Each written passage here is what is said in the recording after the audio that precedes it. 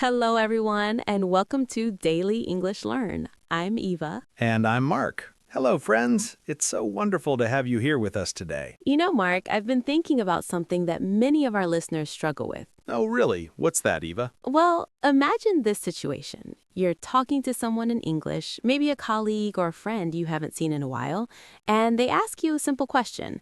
They say, "So, what's new with you?" Or, "How have things been?" And suddenly, your mind goes blank. You want to tell them about your life, about the things you've been doing, the ways you've changed, but you don't know how to express it naturally in English. Ah, yes, I know exactly what you mean. This happens to so many English learners. They can talk about the weather, they can order food, they can introduce themselves, but when it comes to talking about personal development, about growth, about life changes, they freeze. Exactly. And today, we're going to fix that problem. By the end of this lesson, you will know exactly how to talk about the changes in your life, how to share your personal experiences, and how to have real, meaningful conversations in English about who you are becoming. That's right. We're going to give you the language, the phrases, and the confidence to express yourself when people ask about your journey. So stay with us, friends. This is going to be a very practical lesson. Very practical indeed. Now, Eva, let's start with something important. When we talk about personal growth or changes in our lives, we're really talking about transformation. We're talking about the difference between who we were before and who we are now. Yes, absolutely. And in English, we have beautiful ways to express this. Let me give you a very common phrase that native speakers use all the time. Are you ready? Ready. The phrase is, "I've become more confident." Listen again. I've become more confident. Mark, can you say it? I've become more confident. Perfect. Now, friends listening, repeat after me slowly. I've become more confident. This is such a useful structure. I've become more, and then you add the quality. For example, I've become more patient. I've become more organized. I've become more independent. Yes, and notice we're using the present perfect tense here. We say I've become, not I became, because we're connecting the past to the present moment. The change happens before, but it's still true now. That's a very important point, Eva. Let me give you another example. Imagine someone asks you, "You seem different. What changed?" You can say, "I've become more comfortable speaking in public." Or you can say, "I've become more aware of my health." Beautiful examples. And friends, I want you to notice something. When we use this phrase, "I've become more," we're showing growth, we're showing positive change. It's a very natural way to talk about self-improvement. Absolutely. Now, let me ask you, Eva, what about situations where the change is not about becoming more of something, but about changing a habit or a behavior? Oh, that's a great question, Mark.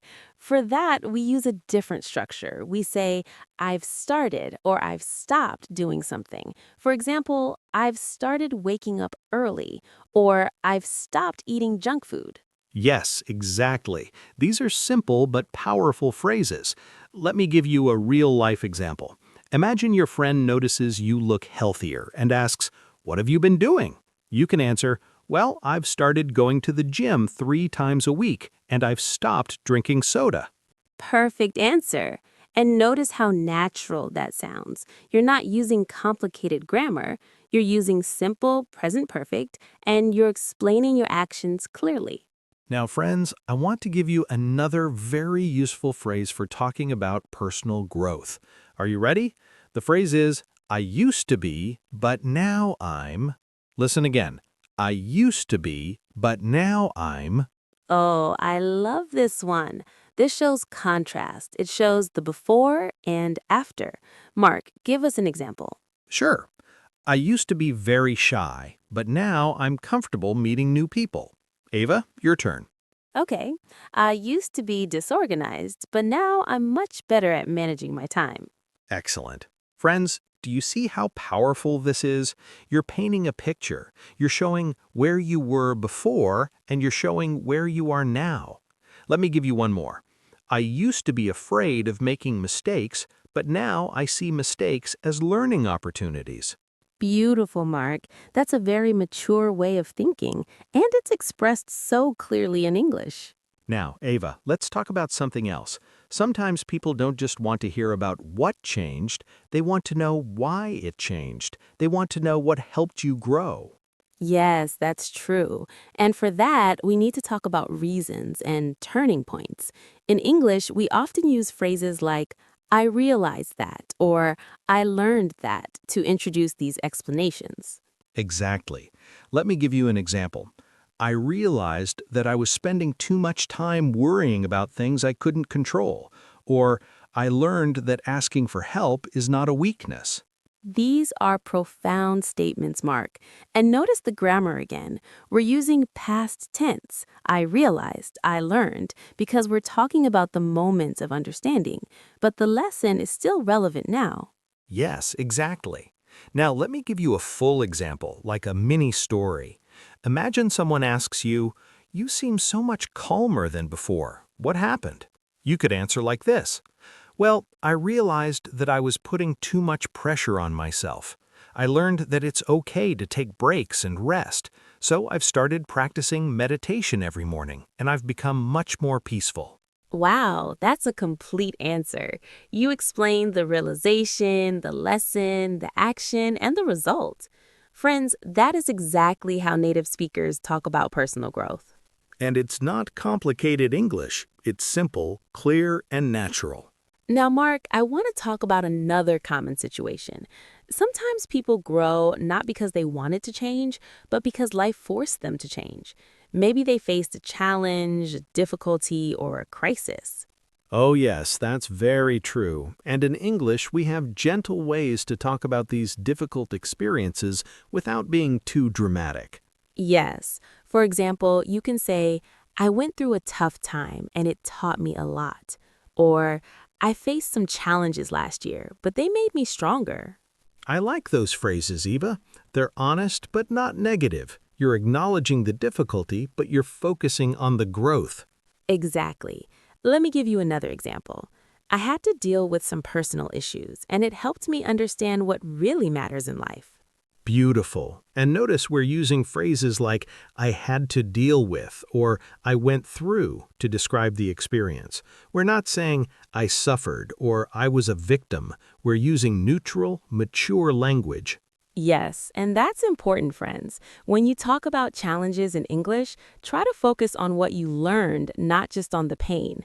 This shows maturity and resilience. Now, Eva, let's give our listeners some more practical phrases they can use. What if someone wants to talk about skills they've developed? Oh, that's easy. You can say, I've improved my, and then name the skill. For example, I've improved my communication skills, or I've improved my ability to focus. Great. And if you're talking about something completely new, you can say, I've developed or I've built. For example, I've developed a daily reading habit, or I've built more discipline in my life. Perfect examples. And friends, I want you to notice something. All of these phrases sound confident, but not arrogant. You're stating facts about your growth. You're not bragging. You're just sharing your journey. That's a very important point, Eva. In English, there's a difference between confidence and arrogance. When you use these phrases, you sound self-aware and humble, which is very attractive to native speakers. Absolutely. Now, Mark, what about situations where someone wants to talk about their relationships? Maybe they've become closer to their family or they've made new friends. Oh, that's a lovely topic. For relationships, we often use phrases like, I've reconnected with, or I've strengthened my relationship with. For example, I've reconnected with some old friends from school, or I've strengthened my relationship with my parents. Those are great. And if you've made new connections, you can say, I've met some wonderful people this year, or I've surrounded myself with positive influences. Yes, exactly. And notice the phrase, I've surrounded myself with. This is a beautiful English expression. It means you've chosen your environment. You've chosen who you spend time with. And that's a very mature thing to do. It shows that you understand the importance of your social circle. Now, friends, let's bring all of this together. I'm going to give you a complete example of how someone might answer the question, how have you changed in the past year? Are you ready? Ready, Mark? Here's the answer. Well, I've become more confident in myself. I used to worry a lot about what other people thought, but I've learned that I can't please everyone. I've started focusing on my own goals, and I've developed a morning routine that helps me stay productive. I went through some stressful times at work, but those challenges taught me how to manage pressure better. Overall, I feel like I've grown a lot as a person. That is excellent, Mark.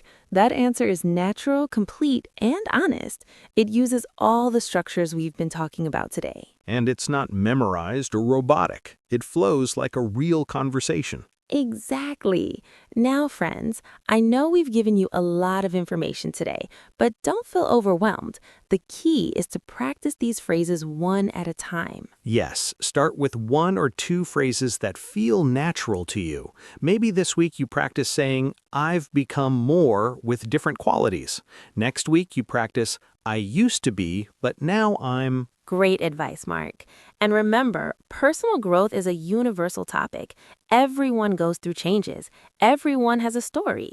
So when you learn how to express this in English, you're learning how to connect with people on a deeper level. Absolutely. You're not just learning vocabulary, you're learning how to share your humanity. Now, before we finish today, I want to remind you of something very important. When you talk about your personal growth in English, don't compare yourself to others. Don't say things like, I'm not as successful as my friend, or I wish I could be like that person. Oh yes, that's crucial advice. Instead, focus on your own journey. Use phrases like, I'm proud of how far I've come, or I'm working on becoming the best version of myself. Beautiful. And remember, friends, even if your English isn't perfect, even if you make mistakes, the fact that you're trying to express yourself is already a form of growth. Absolutely. Every conversation you have in English is practice. Every time you use these phrases, you're building your confidence. So, Mark, let's summarize what we taught today. Sure. Today, you learned how to talk about personal growth in English. You learned phrases like, I've become more, I used to be, but now I'm, I realized that, and I've improved my. You learned how to talk about challenges without being negative, and you learned how to share your journey with confidence and maturity. Perfect summary. And friends, we want to hear from you. In the comments, tell us one way you've grown recently. Use the phrases we taught today. Write something like, I've become more disciplined, or I've started learning English every day. Yes, please share with us. We love reading your comments, and it helps you practice. And of course, if you found this lesson helpful, please subscribe to Daily English Learn. We create lessons like this every week to help you speak English naturally and confidently. Thank you so much for being here with us today. We really appreciate you. Yes, keep learning, keep growing, and we'll see you in the next lesson. Goodbye, everyone. Bye, friends. Have a wonderful day.